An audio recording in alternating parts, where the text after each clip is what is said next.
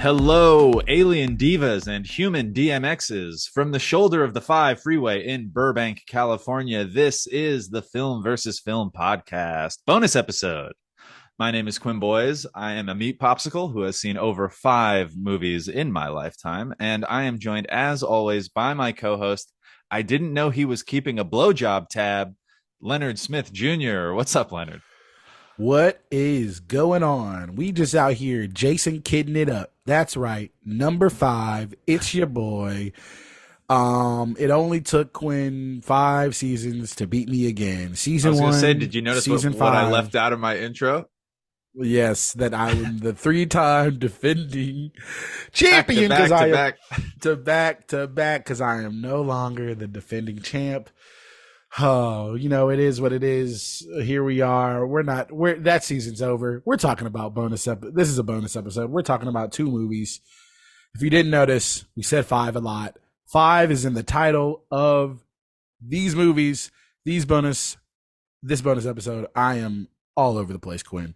We are wrapping up our 5th season with the best movies with the number 5 in them in some way, shape, or form. I was ready to be pretty I was ready to allow, before we get into our picks, which I have obviously already teased, I was ready to be pretty loose with that definition. Like, obviously, both of our movies very clearly reference the number 5, but even if it was like, isn't there a movie called, it's the 400 blows or the 500? But like, I was any number of 5, even if it was like 25, I would have been like, that's fine. We can talk about this movie. We didn't have 2 limiting options. There's like 500 Days of Summer. There's the 5 Bloods. I was thinking, like, what about if there was like the 5th movie in a series, like Scary Movie 5 for Chris Evans? Of course. What's the 5th Harry Potter? Harry Potter and the Order of the Phoenix. Yeah, Harry Potter and the Order of the Phoenix. Some Star Wars. That one's shit. Tough because there is no 5 in the title. Yeah, I do think we'd have to allow part 5, like Fast 5 satisfies both. Oh, Fast 5, yeah. But like, I do think we would have to allow like Police Academy 5. But if the 5 isn't in the title, would we allow it? Probably. It's a bonus episode. The rules probably it's a bonus episode. Yeah, the rules are very loose. But is there any movie that the 5th? I mean, maybe Fast 5. I actually have not seen a ton of Fast and Furious movies, which is crazy because I'm a cineast and I should see all of them. But is there any movie where the 5th part is like highly regarded? There's got to be one, right? I mean, does Star Wars fall in that? I mean, Harry Potter. Well, Star Wars. Where do you go? Do you go episode? You just opened a whole can of worms. Yeah, is it episode 5, or is it the 5th one, which would technically be episode 2? That's a whole. We don't even want to wade into that water. But yeah, no. We made it simple and we just chose movies with 5 in the title. Yeah. As soon as you said this, I knew what my choice was going to be. And then you countered with an amazing choice, which I didn't even think about. And I had seen both these movies. I think we both had seen both these movies this time. And oddly enough, we kind of flipped the script. You chose a black movie and I chose a white movie. Even it's true. I don't know if mine is necessarily a white. I mean, it's a white movie. It's all white people know it. But I instantly went with the choice of Fifth Element. Bruce Willis, Chris Tucker. I forgot to pull up the stats on this, so I'm going to pull them up right now. I think it came out in 1997. I think it came out in 1997. I thought it was 1995.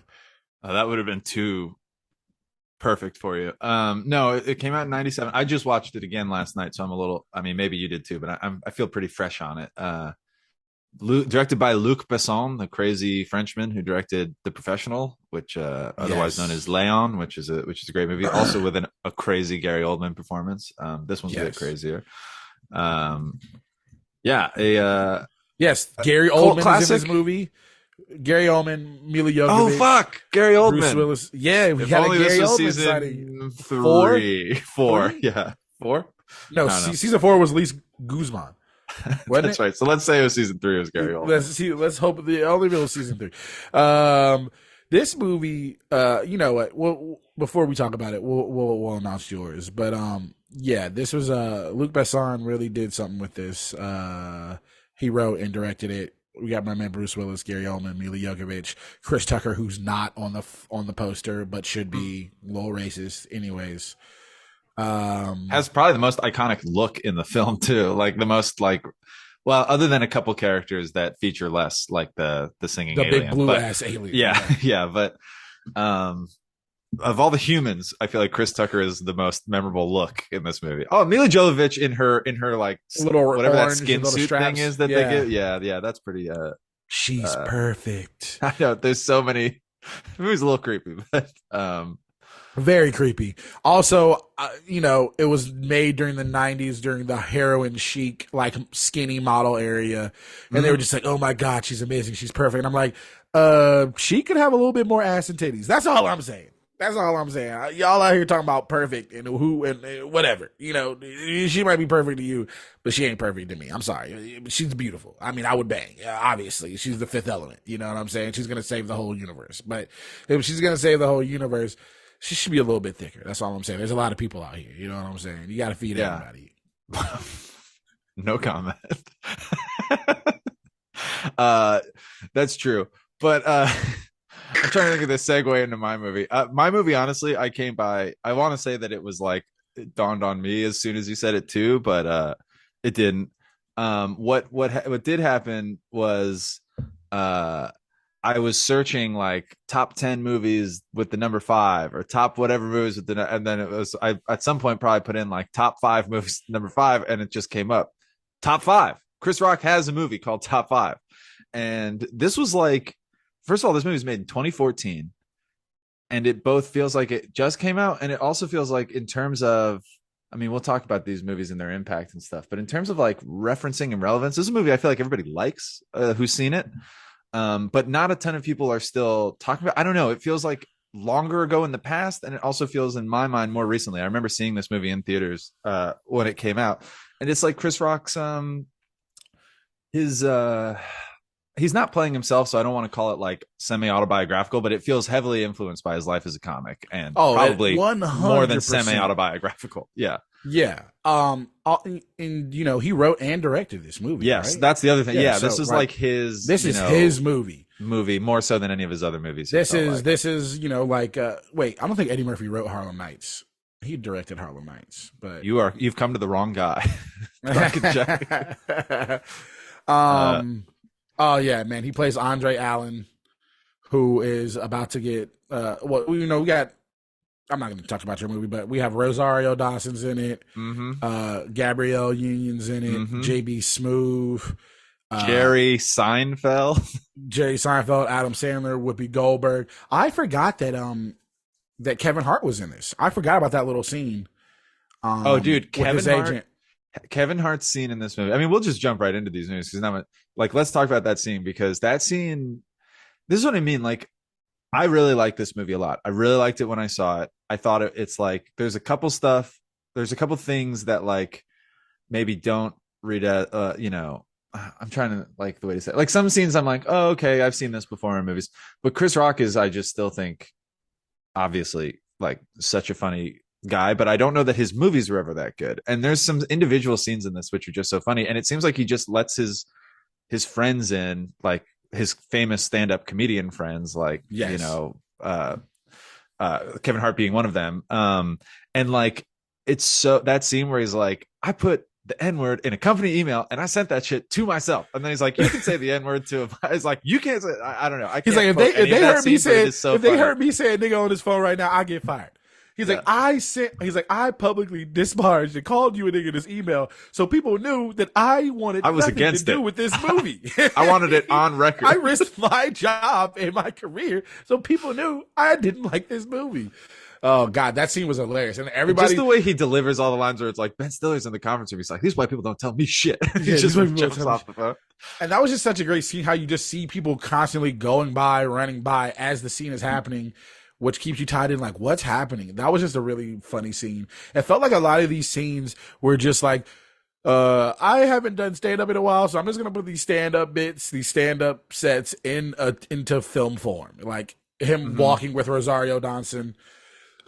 I mean, I guess we should. I mean, I'm sure most people have seen this movie. You're probably he plays like a very famous comedian, a Chris Rock type, you might say, who not totally like Rock, unless he's like taking a harder view of himself, is kind of a hack and has like sold out and done these Hammy the Bear movies, which are creatively bankrupt but cash cows, and he wants to like get back to his roots.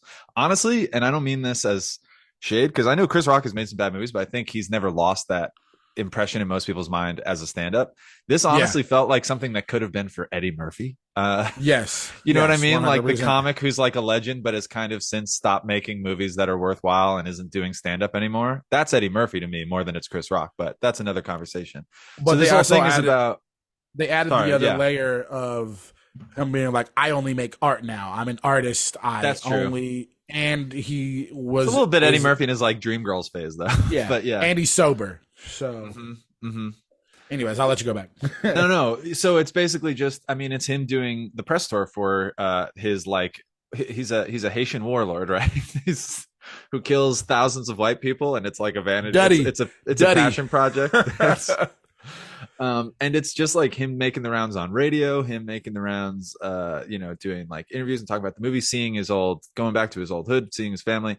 But really, it's about him being interviewed by New York Times reporter Chelsea, played by Rosario Dawson, who he, over the course of a day, 2 days, forms a romantic relationship with. And it jeopardizes his very staged, very public engagement to Gabrielle Union's character, which is just sort of like a clout for clout celebrity marriage. Like, this will boost both of our profile kind of thing. But Gabrielle Union is very good in this. But yeah. Erica. As Erica Long. Who has no talents but besides being beautiful and being on reality television, and you can tell that this wedding and this relationship is kind of a farce. It's kind of I don't think Andre can tell. Andre doesn't know necessarily, like in his, maybe subconsciously he does, and you kind of feel like, with watching that Erica's the bad guy, like that she knows it's all fake and she's only doing it for the cameras and for the money, and you think Andre's the good guy, but Andre's kind of doing it too. He needs this. He needs to be seen, just how his agent's like, this is the best thing that's happening for you right now, is the wedding. And when he finally realizes that maybe he's doing it for the wrong reasons as well, it's pretty interesting. It's like the whole movie, you think it's about him. It's just the opening weekend of his movie and him being interviewed, but really it's him realizing like that he shouldn't marry this woman, basically. Yeah. And how far he's kind of gone down the path of like what he originally got into the business for. And that's, I guess, when I was tripping over my words earlier, like there's some of that stuff which feels kind of cliched or whatever, like the kind of general, like, you got to go back to your basics or go back, stay with, you find a good woman and she shines the light on all the areas of your life. And it's fine, because the movie is incredibly loose. It's an hour and 40 minutes and it's very funny. Like it never stops being funny. And I feel like I can put up with any level of like sort of schmaltzy, like more like lesson, whatever, when the product is good. And there's just a number of funny scenes in this movie, and he shares the love, because it's like so many different funny scenes. Like Cedric the Entertainer has a great bit in this movie. Let's you talk about that scene, but there's so many funny cameos. Let's do the top 5. Also, the name top 5 derives from them talking about who are the top 5 rappers like ever. And they had a conversation a couple times throughout the movie. And it gets a little corny. Like you said, this movie has some cliche aspects to it, but overall it's a great story. It's a great movie. My top 5 rappers is number 1 is M, number 2 is Vanilla Ice. Number 3, do Macklemore and Ryan Lewis count as one guy, or would those be 3 and 4? They're one guy. Okay, great. That gives me 2 spots to play with. 2 more white rappers. G-Eazy is number 4. Okay. And gotta go number 5, my girl Halsey. Get some diversity in there. Halsey raps? I don't know. So I thought probably. I was going to featured on a lot of rap songs. So I was going to legitimately ask you your top 5 at some point during this, but now I'm not going to. I want to know your top 5, but I'm going to embarrass myself. Yeah, I just gave you my top 5. Okay. My top 5. It's a hard question, man. I know. In no order. Just 5 rappers. Oh wow! You're immediately. At least I had the balls to because I said 2. I mean, Biggie's no order. Go for it. Yeah. Biggie, Notorious B.I.G. Okay, so you got Biggie 1 and Notorious B.I.G. 2. Okay. Andre 3000, Lil Wayne, and this is for their whole. Okay. Lil Wayne, man, No, that's fair. That's a fair one. I don't mean to sound surprised. The Carter 3, the mixtapes, the 2000 to 2010, he had fucking. I put Lil Wayne on my list of 5 greatest guitarists, but that's okay. Jay's. I feel like I gotta say Jay-Z. Mm-hmm. Jay-Z, Notorious B.I.G., Lil Wayne, Andre 3000, and number 5, I'm gonna say Kendrick Lamar. Wow. Okay. Now, this portion of the podcast is to give various members of Lemon Pepper Wet reasons to roast you later. Yes. So I feel like now that this is out, I don't know. Like Chris Evans is calling you. I don't know if anybody right can really come for that top 5. You know, there's maybe we'll see. I feel like most top 5s are NPG, but you know, Chris is gonna text, like, if he hears this, it's just gonna be like, how the fuck did you leave out? Not put J. Cole in here. It's like J. Cole, Drake. Come on, no J. Cole, no Drake. I like J. Tupac. Cole. He's not in that group.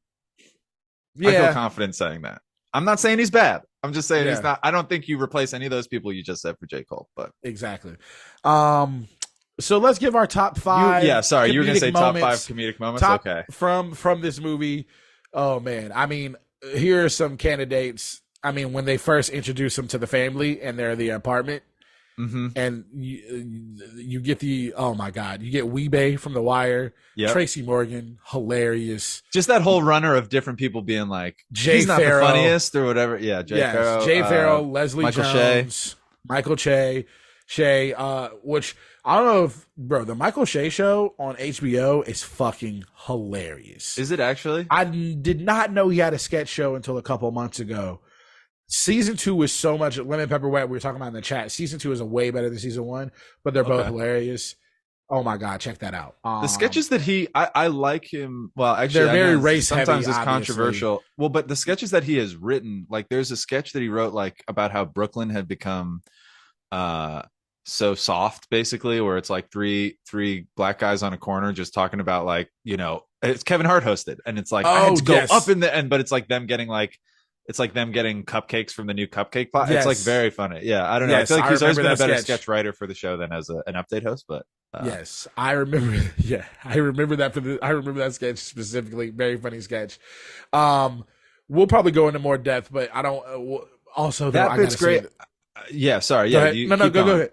All right, well, I just got to say this one line from that scene where Jay Farrow delivers the line so perfectly. It's like 2 seconds. He's like, you know who's funnier than Andre Allen? He's like, man, Nick Cannon is hilarious. Just like him saying Nick Cannon is hilarious was so goddamn funny to me. Oh, that's a funny motherfucker. He's funnier than Andre. Yeah, that was it. Anyway, I got a fun piece of trivia. I know we're not at that point yet, but I just have to share it because I'm looking for a certain quote and I just found this trivia. Chris Rock wrote the screenplay for this movie in his trailer during the filming of Grown Ups 2, which just feels correct. It just feels like he had a lot of downtime during Grown Ups 2 where they were trying to make sure that Rob Schneider's balls got hit in the most comedic way. And he's just waiting at his trailer and he's like, let me write something that doesn't make me want to kill myself. Yeah. Where do you think you got the idea of being a hack from? Holy shit. I'm going to tell you this. I haven't seen either one of the Grown Ups movies, and I probably never will. I think I've seen the first one. I remember walking into the theater. This and is hating like yourself. So this theater, movie theater tickets make most movie theaters make most of their money from concessions. Tickets typically go to the studio. There was this theater that when I would come home from college, it was off the highway, like outside our town, and you'd buy your tickets, but they would not have a ticket taker. You'd like the person, it was like the honor system. They would never have anyone. I don't need someone to take my ticket. I'm just saying, like, you could go in, you could walk into the theater, you could go and find your seat as long as you knew which theater it was in. And I did this enough times where I started to feel dumb because they would never, like, I'd buy the ticket online and no one would scan it. And I'd be like, listen, I know it's not exactly moral. I'm like, what is the point of this? I'm giving money that the theater. So I would always buy popcorn and a drink and a snack. So I'm giving money to the theater. That is like upcharged, and 100% of that goes to the theater. I don't know why I'm trying to make myself out to be a good guy. Basically, what I'm saying is I just walked right into Grown Ups with some friends one time because I'm like, I won't pay for this movie, but I'll go see it. Like, that movie was that they were not getting my money for a ticket one way or the other. But I was like, oh, I'll just. I think that makes you a great guy. Oh, wow. Thank you. I appreciate it. Those concessions are fucking 100% markup, man. Oh, and I'll buy them every time because I like snacking on stuff when I'm seeing the movie. But anyway, I saw Grown Ups for that reason. I still wanted my money back, and I didn't buy a ticket. That's how they get you with the stubs, man. I paid $23.99, and then I'm like, oh, I'm seeing this movie for free. I'll get a concession or something. And it's like, damn, I just spent $16 on a drink and popcorn. Like, what the fuck am I doing? And this wasn't a mom and pop too. This was an AMC. So my thing is like, if you're not going to post someone there to take the ticket, Bro, if You're that was an to keep paying AMC, for I am never. If yeah, I thought it was a mom and pop theater. If it's an AMC theater, I am never buying a ticket to anything. Exactly. That's just me personally. All right, we're on the same. I got one for you. If we're doing top 5 scenes, I'm gonna just. I mean, I'm gonna take it now because it should be the last one we talk about because it's the best one. But when Andre gets thrown in jail at the end of the movie, he is consoled by DMX, R.I.P., who is incredible. I remember when I saw DMX in the show up in that movie, I was like delighted. Like it was he's playing off his own image at the time of kind of being like a troublemaker in and out of jail. Like he's got a great line of like, he's like, yeah, what are you doing here? I live here. Yeah, like what are you doing here? Then he starts singing at him, not to him, in only the way that DMX can. Like it's a great. One thing about that scene is the people booing. Who is booing DMX? Yeah. No. First of all, you're in jail. You're not getting any entertainment like this. Nowhere near the closest. It's probably in any way in your life, but you're in jail getting. Well, just getting. The other thing is like, remember, I'm going to use we've talked about dodgeball on this podcast, haven't we? Yes, the underdog story. Yes. There's that scene which I think we made fun of at the time, but it's for both cases. I think it's very knowing and they know what they're doing. But it's like that scene where Vince Vaughn gives up. He's leaving the team and he goes to the airport and he meets Lance Armstrong, and Lance Armstrong is like only there to give him the turnaround and put the hero back on the right track moment. And he's like, I thought about giving up when I had, brain, lung, and testicle cancer, or whatever he had. And he's like, what are you dying from that's making you quit? And Vince Vaughn's like, oh shit, I got to get back. And it's very funny. This is exactly the same scene. It's like Andre has just kind of hit bottom. As we mentioned, he's a recovering alcoholic. Yeah. He's just gotten drunk and busted up a liquor store because he saw a Hammy the Bear billboard that triggered him. And now he's in jail, and DMX like puts him on the straight and narrow. It's such a funny, like obvious. It's like, oh yeah. And DMX even says like all of the language is like, you got to get it, and it's great. It totally works, even though it's so obvious. It was great. It was obvious, but it like was still a surprise. So it was just like, it was cool. It was cool that he got DMX in there. And like, now that he's passed, it was really cool seeing him in it this time around. So that was nice. Okay. So let's throw Kevin Hart as his agent. DMX. Kevin Hart, that DMX. The scene where he goes to his family. We got 2 more scenes for our top five scenes. Okay. I have another. I already know what number 1 is. I'm waiting for what. All right, well, let me do another one, and then I'll let you do number 1. I don't think this is going to be your number 1, and this is a smaller moment, but I love when there's like a montage of him just going on a bunch of radio stations. Oh my god! Promote his film. And it ends with Brian. Isn't it Brian Regan, the comic? I think. Yes. Playing a DJ behind the booth, and he's doing like ad reads for different. Like you're listening to KX, whatever, where they get celebrities to it. And he tells him, the white guy, no, he tells him, can we try it again? Can you put a little stank on it? And he just what was that? A little stank, a little stank on it. Yeah. Which is a thing I ask you in our podcast a lot off air, Leonard. I'll be like, Leonard, can you put some stank on that? But it's so because he just is Chris Rock about it, and he just gives like a very hostile, very like he you says listen the N-word, to motherfucking serious radio. I'm gonna drink a 40. Like that shit was. Oh god. He's like, you know what? The first take was good. We're gonna go with the first take. And then he's like, I was wrong about that stank thing. He just gives a little. He like walks it back. Yeah. Okay. I just got to give a quick. The runner of JB Smoove, like harassing thick women, hilarious.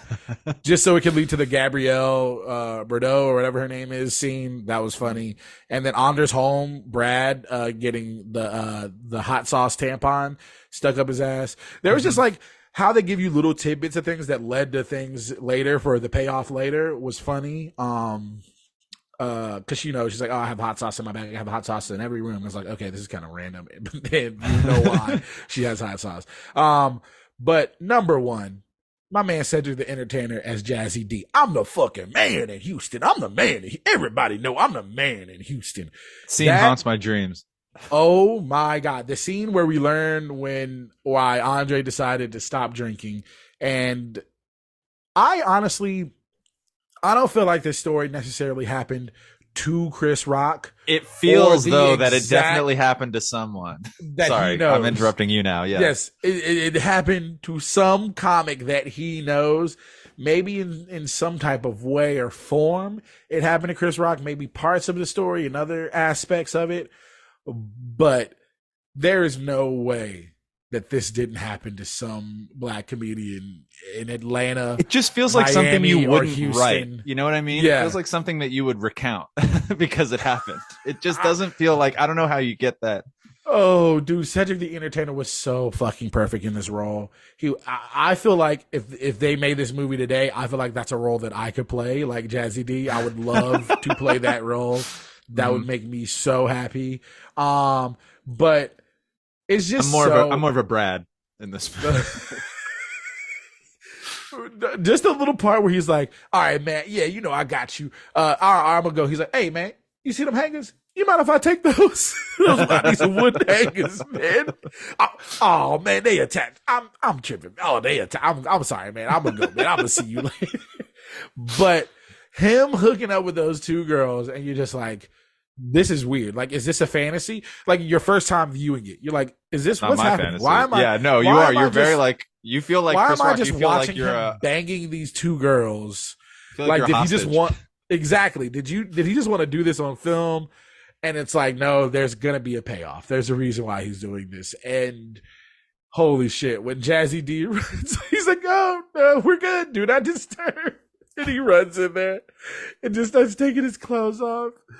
And oh man, and just him the ending shot with he's like, y'all having a pillow fight in here? Ooh, I like just like right, and that felt like fantasy. It went from being so kind of like idyllic to what that scenario is probably imagined in, you know, Chris Rock or anybody who's doing this' mind, of just like some sexy women and we're having a pillow fight and feathers are coming out of the pillows. These two angels. Yeah.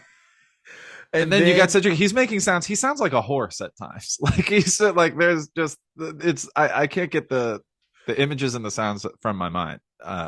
Hilarious. But the lasting image is him. I don't want it. Yeah, laying on the bed, curled up in fetal position with the feathers all on the bed, and then the largest cum shot stain. Like, no. I don't know if it was all Jazzy. I don't know if it was a combination of the women. Maybe there was some squirting, there was some cum. Is that what you call it, Jazzy?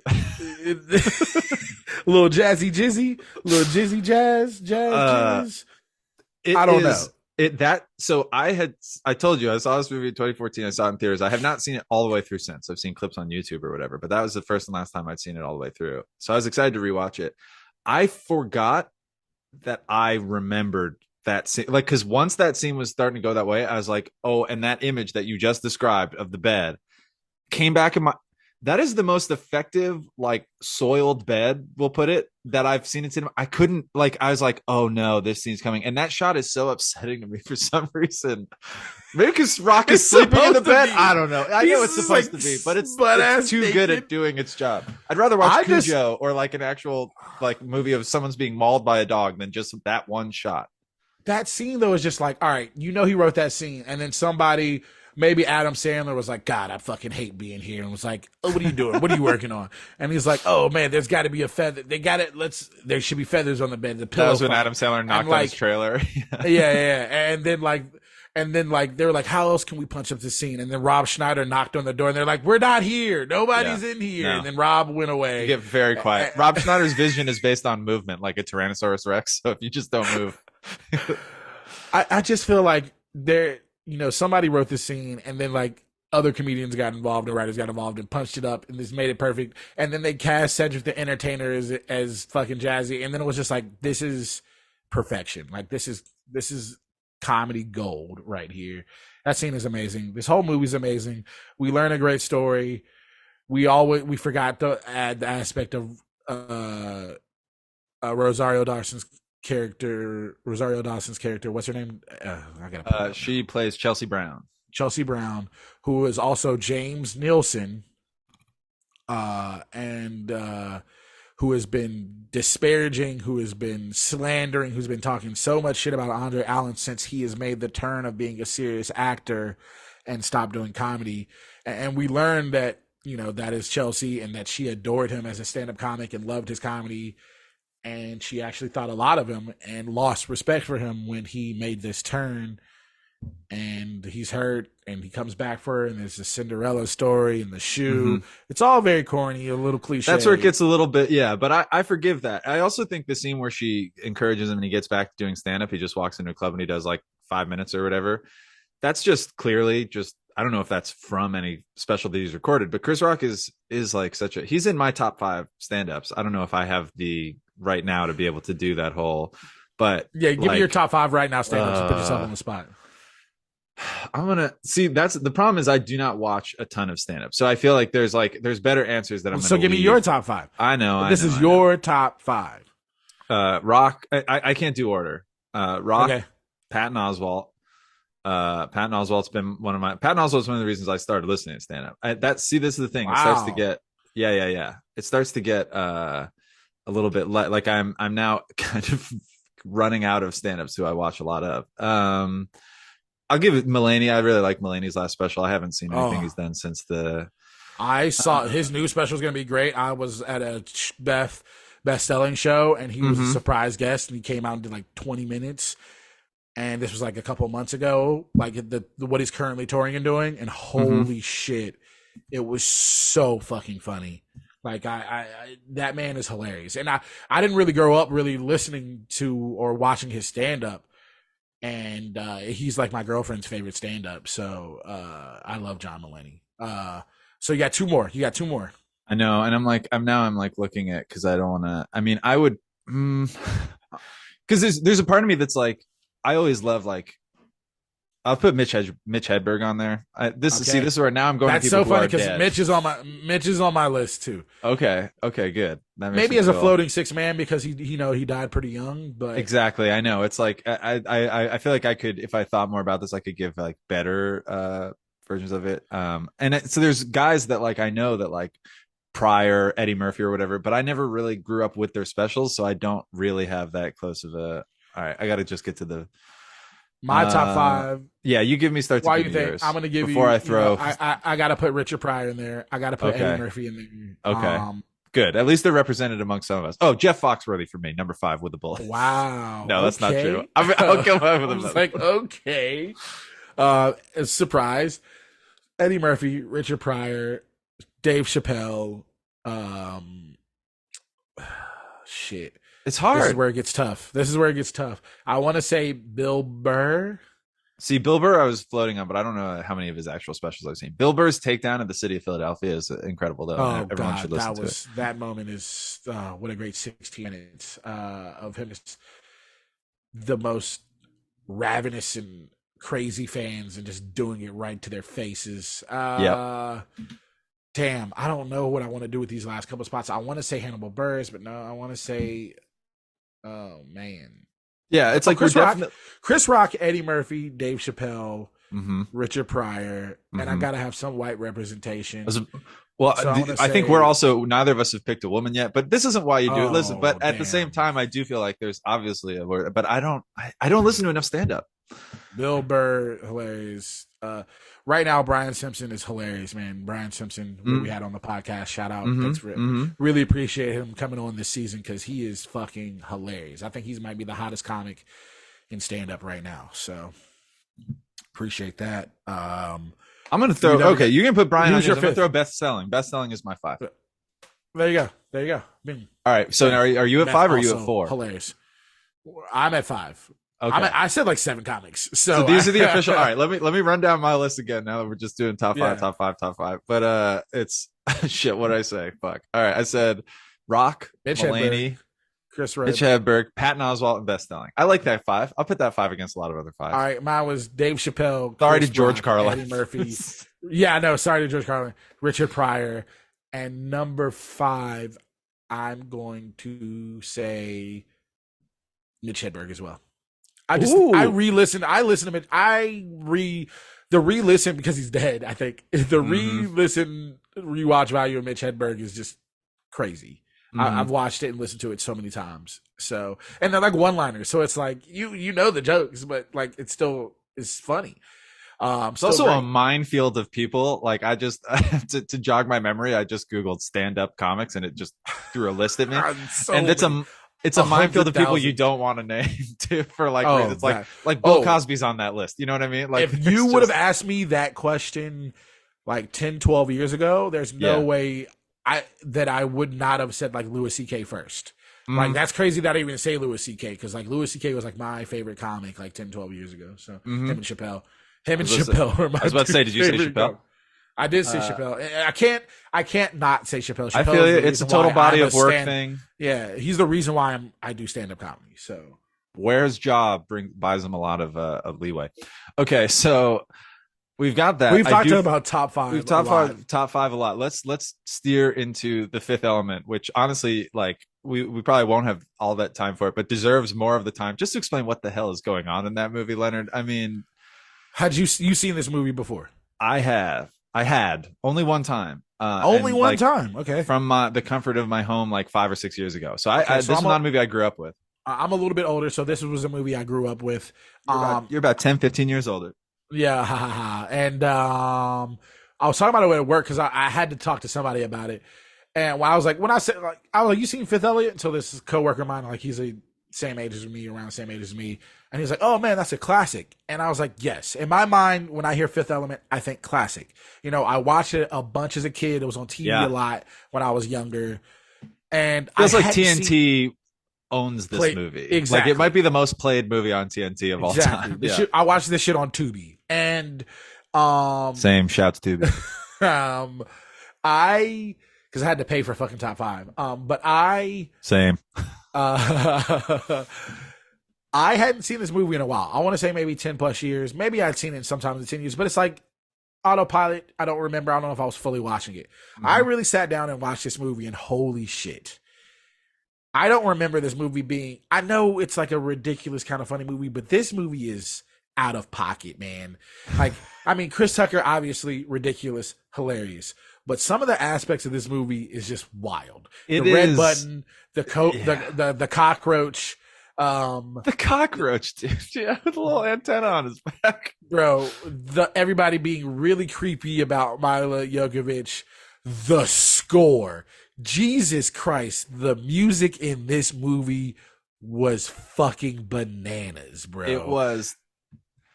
There was time where the music was like what I would call, and it's the same Eric Serra, I believe. I'm not entirely sure how to pronounce the last name. He's French, as is the director. And I do feel like a lot of the strangeness of this movie can be attributed to where like French avant-garde cinema meets Hollywood blockbusting, and it had the weird. This is the weird baby that. Bro, it's like, am I watching a 1940s black and white fucking noir movie detective with like some of the jazz, like when it was like him and her like kissing like a little bit towards like where they're like he's collecting her from the shaft. They were just a couple the weird like Arabian fucking Middle Eastern upbeat music like during the car chase. There's a couple times where the music was like taking me out of the movie, and I was 100%. Like, this guy did the music for The Professional, where I think it works much better. There's a kind of like bunker music feel. The Professional is also a Luc Besson movie. I need to watch that. I've never seen it. Oh, it's great. You should see it. It's got a great like Natalie Portman performance. There's creepy stuff in that movie. Yeah, she's like too, but it's felt 13 more or something, right? Yeah, but she's in love with him. He's not in love with her. But it's like, I don't know. Maybe I should rewatch that movie. But I'm just saying, like, that feels more knowing and baked into the movie, and this feels just sort of like kind of creeps at different times. I'm not saying I don't know. Ask Natalie Portman how that movie was, but it felt like it was okay. I mean, I've heard that it's great, but a little creepy. He also did the music for GoldenEye, which I know I made you watch, and you're not as familiar with. That's like the weirdest James Bond music. It's the most far afield of what you typically think of when you think of James Bond movies.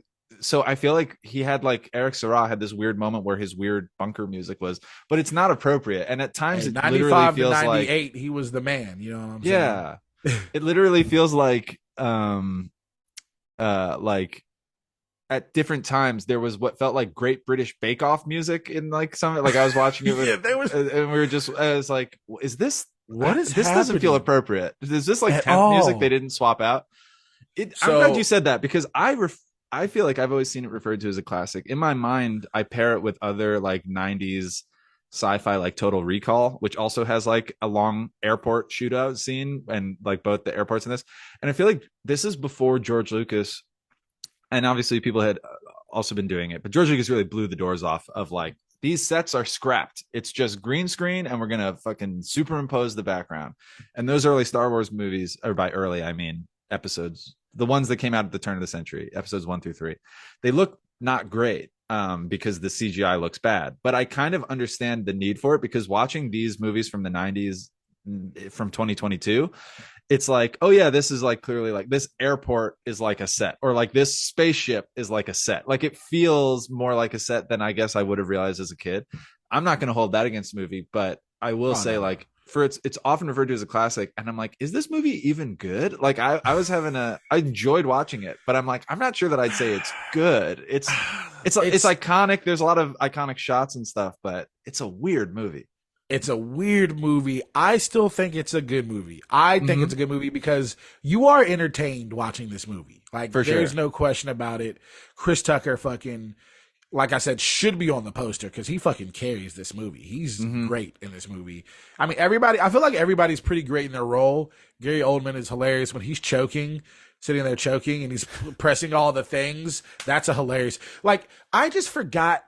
This movie feels like a fucking comedy, but it's not a comedy. But it's so comedic. Like, it undercuts its own. Like, there's so many moments where it's kind of like when Gary Oldman, spoiler alert, dies at the end, and he like deactivates his own bomb with 5 seconds remaining, and he has that big like phew moment, and then it starts again, and he's just kind of like, he doesn't actually say this, but he gives a kind of actor's equivalent look of like an like it's just a very silly movie. And the bomb pops up with the 5 seconds on the clock, the same amount of time that just happened. Yeah. And that bomb blew up that huge fucking cruise liner spaceship. It was insane how, I don't know, maybe there's some science and there's nuclear shit aboard that they blow it up somehow, and like that's what happened or something. I don't know.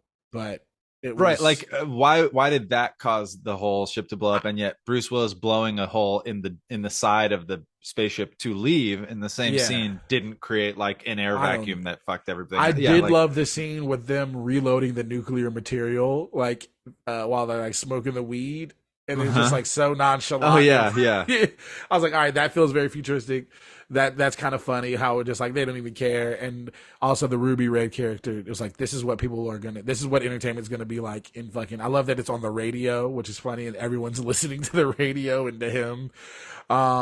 He's a luxury cruise liner MC who's also a radio host who broadcasts universe wide. Like the president is listening to this broadcast. Like it's so hard to understand. I think the president is the only famous person, or I guess the president's listening because he's involved. But but that's what I was kind of. I had to like tell myself that I was like, no, that's the only reason why he's listening, which is also still silly. But holy shit, the scene where Mila Jovovich is fighting those ugly ass aliens. Mm-hmm. Good Lord. That was just a straight up slapstick, like Larry, Moe, and Curly Three Stooges scene. Like, yeah, she's like cocking her fist to punch one guy, and she accidentally punches the guy behind her, who immediately falls down. These are aliens that are like 7 foot, and they are built like brick shit houses. The fight choreography is ridiculous, and she's like, not good. It's like slapping him. Like, it was just like, I was like, wait a second, I forgot about this. Like, that was the scene where I was just like, this is ridiculous. And then like the gun runs out of he runs out of ammo, and like then they run, and he runs at her full force and just punches him directly in the face. Like, it was just, this movie was ridiculous. We didn't explain any aspects of the movie. Yeah, well, good luck with that. Yeah, there's good, there's evil. There's evil coming to stop the world, to destroy the world, and they need the fifth element to stop it. That the plot made no sense. The plot didn't make any sense. So it starts in 1914 in Egypt, and there's some people, like an excavation team, finding this hieroglyph that seems to describe this thing where there's 4 stones representing earth, wind, fire, and water, and the fifth element, who we later come to find is a person played by Mila Jovovich. They know it's a person, I think, but they all think it's a man. That's the whole thing. That's true. This man, that's true. This man. They keep saying this man. Because it's represented by a stick figure, which I feel like is not giving the Egyptians enough credit. But anyway, but like, yeah, like, so the fifth element is taken from Earth in 1914 because the alien species that like looks at, but it's like those 4 elements are in place in the pyramid, and the 5th element is there. She will be able to stop this, like every 5,000 years, a death planet just arises and just tries to eat up the universe. And it's like, okay. And granted, there's nothing you can really say to make that make more sense. You may as well just say every 5,000 years there's a death planet, and I'll be like, okay. But it is sort of like just very threadbare. It's just like, okay, I guess they need, and there's not more to it. Like Ian Holm, who is Bilbo Baggins from the original Lord of the Rings movies, he plays like an Obi-Wan type character. He's like a priest, and he's walking around the ship with his robe, and he looks very much like Obi-Wan. And he's like the guardian. He plays Bilbo Baggins? Yeah, in the original, not in the Hobbit movies. That was Martin Freeman, but yeah. Okay. He plays older Bilbo. But anyway, he's like walking around. Oh, yeah, he does. You're right. He's the custodian of this sacred knowledge. But all the knowledge is like, like, I kept waiting for them to be like, oh, no, but there has to be this other step, or there has to be this, like, no, we got him there. We put the rocks together. She opened her mouth, and a laser beam came out, and it destroyed the planet. Like, it's really just all the fumbling to get the stones, which is the other thing that's so silly about this movie is that Gary Oldman, we got to talk about Gary Oldman's character. Gary Oldman is the Jazzy of this movie. Yes, he is. He looks like, because I'm trying to think, like, he looks like David Bowie meets Prince, but they both had their worst fashion day. Like, he's just wearing this like avant-garde outfit. He talks, he's got a soul patch and like a side cut or whatever you'd call that, like a high, it's not a high top fade. You know what I mean? He's like, all of his hair is like combed over from the top. And then he freaking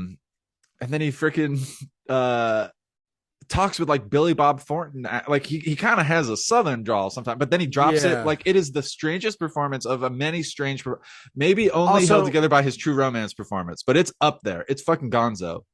All I'm saying is this man had so many plans to get these stones and this or that, and has all this money and has all this power. Yeah, what is he? He's the head of something. And then it's like, oh, he has to have a and then when the phone calls, he's like, oh yeah, everybody has a boss. And then you find out the boss is just this planet. It's like, what the hell is going on? The boss is a planet that calls him on the phone.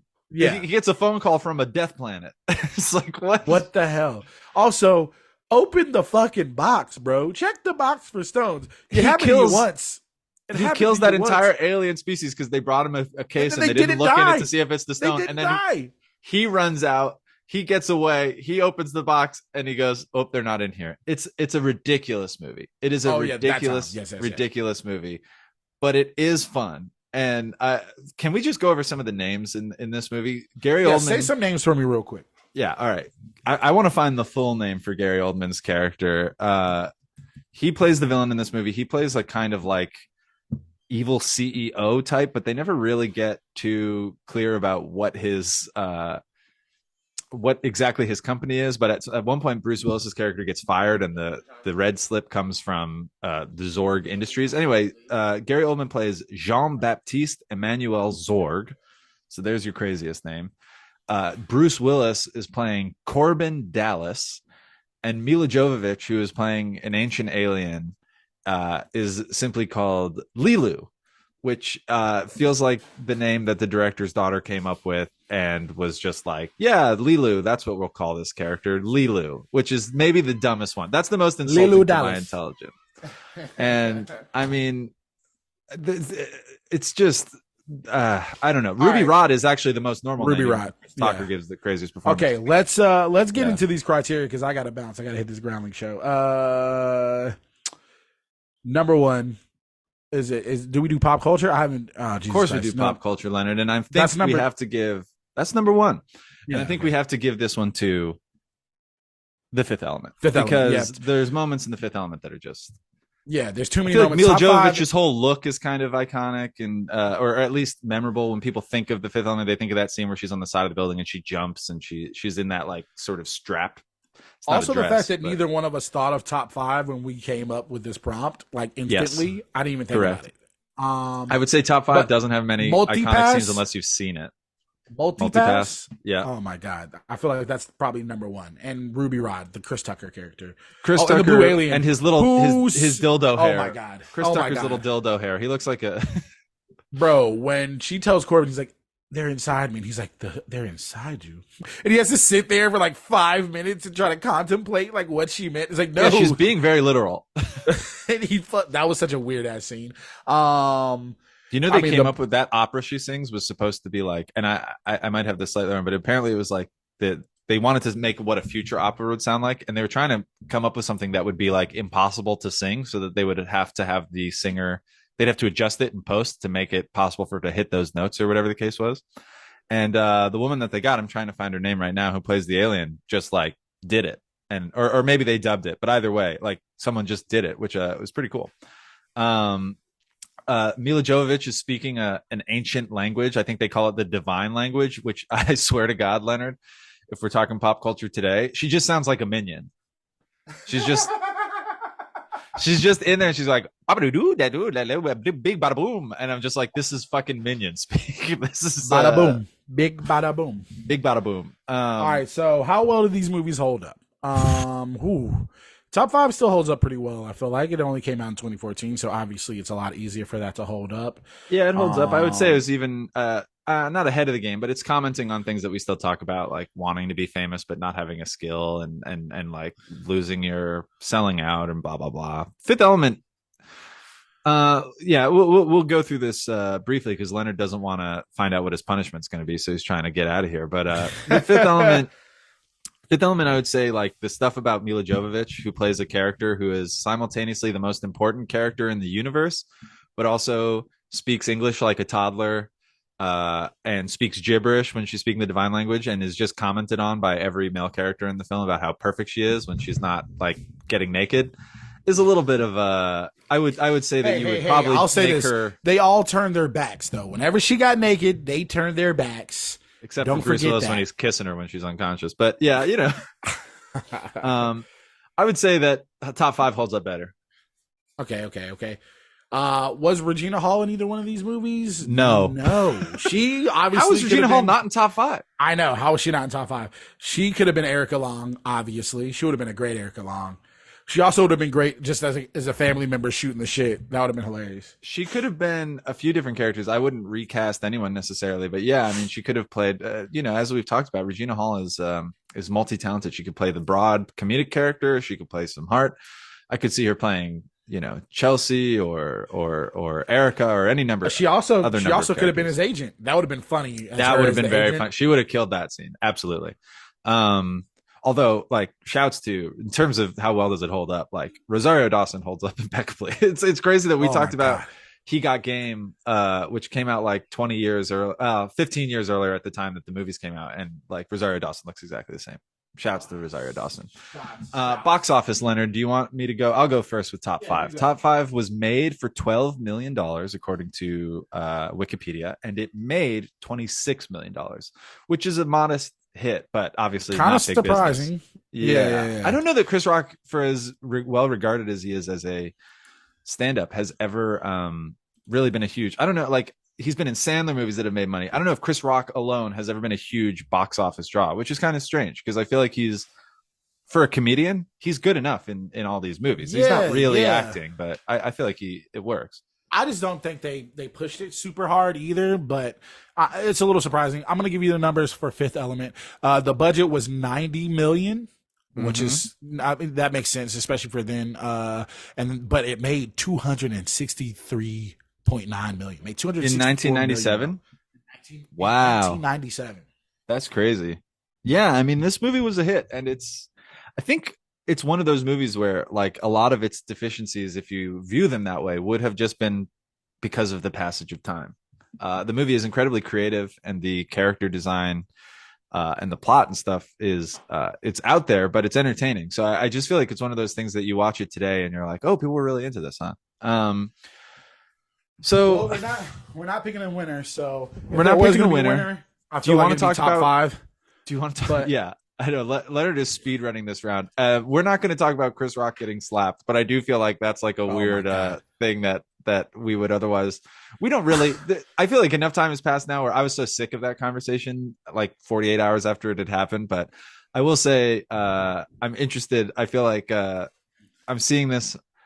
I don't know. I don't want to be team whatever because I feel like that propagates the kind of like the conversations around it. But I just do feel like I like Chris Rock. I like Chris Rock in movies. I like Chris Rock stand up. I like Chris Rock as a comedian. But it was interesting to be really rock focused. The last movie that he made, it's been a while, so I feel like the last thing, unfortunately, in most people's minds is Chris Rock getting slapped by Will Smith at the Oscars. What's funny about the whole thing is like a week or two after that happened, I was at the Comedy Store and I was making the corner around the back from the bathrooms to I know exactly what you're talking. Oh, maybe I don't. Patio. Mm-hmm. To the corner to the front patio, and as I was going around the corner, someone was coming around the corner, ran right into him. It was Chris Rock. I physically hit Chris Rock. You assaulted Chris Rock? Me and Will Smith have something in common. So, Wow.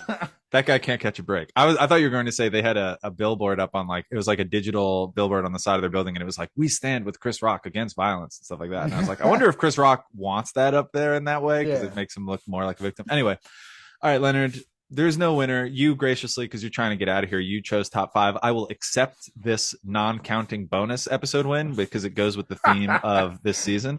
But speaking of getting slapped, Leonard, you have to be punished. And when we come back, I won't slap you, don't worry. When we come back, next episode, we're going to do a punishment episode, and we're going to figure out exactly how to structure it. But I'm going to give you the stipulations of your punishment now. They are 4 parts, and they go like this. Oh, God. These are non-negotiable parts. Okay. 1, you have to give me my No Time to Die DVD back. I need my No Time to Die DVD back. I want it. You're stealing it. I gave it to you as a friend so you could watch it and not have to pay for it. And I feel like you're just holding on to it. I feel like I'm never going to give back. You're showing it to me like a hostage situation. You're send me a piece of the DVD sleeve so I know that it's alive. So you got to give me that back. Number 2. This one's obvious. We've done this one before. Leonard, you have to update your socials. You have to update your social profiles, your Instagram, your Twitter, your whatever, your MySpace, your LinkedIn. And it has to say, where it says Film vs. Film co-host or whatever you have there, it has to now say season 5 loser. And you have to wear that. 3, I'm going to get you a bucket hat or a t-shirt or something. You love buying me clothes when you beat me, which is just, it's somehow more insulting because you're clothing me. And Leonard, you have made explicit, very clear on this podcast many times that you eat ass. And I'm going to get you a hat, and it says, I'm still figuring out the exact wording. Maybe I'll talk to some people and they can help me with what's funniest, but it's going to say, I don't eat ass. Shame on you for offering. And I'm going to make you wear that when we record or something. What? That's right. Yes. Bro. I don't want people to think I'm a fucking square out here. They are gonna think you're a fucking square. I can't control when you wear it, but otherwise, you made me wear a shirt that said "loser" on it. So I will wear it. I will wear it at one of my home cooking comedy shows for sure. Oh, I'm not saying you have to wear it every day. I'm just saying. Oh, I'm not gonna wear it every day, but I will wear it in at least one public outing for sure. Okay, great. Look at that. So this is a negotiation, and we're negotiating. And now 4. You made me eat some of the hottest wings of my life, and they blew out my butthole. Fuck.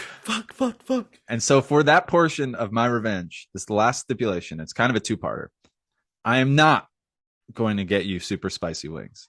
Okay. I'm going to get you very mild, very bland, very boneless chicken wings, which you will have to eat on camera and describe in detail. And then you and I together are going to create a Yelp or some sort of a profile. We can link it to the Film vs. Film, and you have to write a 5-star review of those wings and sign your name to it. So that if anyone searches for I know Lemon Pepper Wet, and you individually, you like to find the best wings. People, you're getting a little bit of a name for yourself. Everybody, Leonard's taking his comedy to Denver. If you're traveling, Leonard will now come to you, and you can see him do stand-up, and people are going to search for you, and your SEO is going to pull up 5-star wings for, maybe you can delete it after a certain period of time, but I need to see you post a 5-star review of some boneless wings, and you have to refer to them as boneless wings. None of that McNugget shit. Wow. I didn't think you got me. You didn't think you thought I was going to make you eat something spicier, but I know this hurts you much more than temporary. I really thought you were going to make me eat something spicy. Oh, this is awful. This is disrespectful. We'll be where back. Are they going to be from? Do we know where they're going to be from? I haven't decided yet. I almost gave myself away because there's somewhere I'm not going to. I hate Buffalo Wild Wings. I hate Buffalo Wild Wings, but B-dubs. All right, that might be it. Unless you're trying to say I'm going to get it.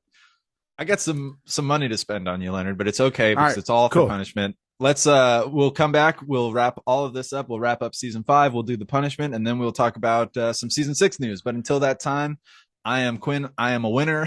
I am the Fifth Element. Oh my God. I'll see you at the cinema.